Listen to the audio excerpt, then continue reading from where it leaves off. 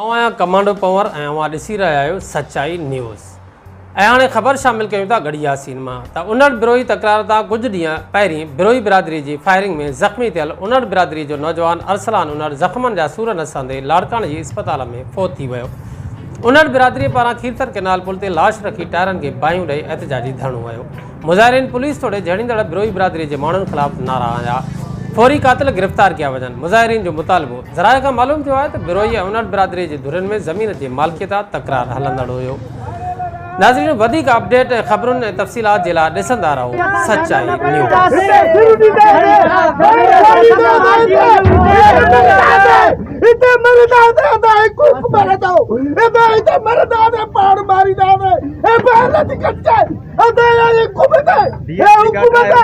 petrol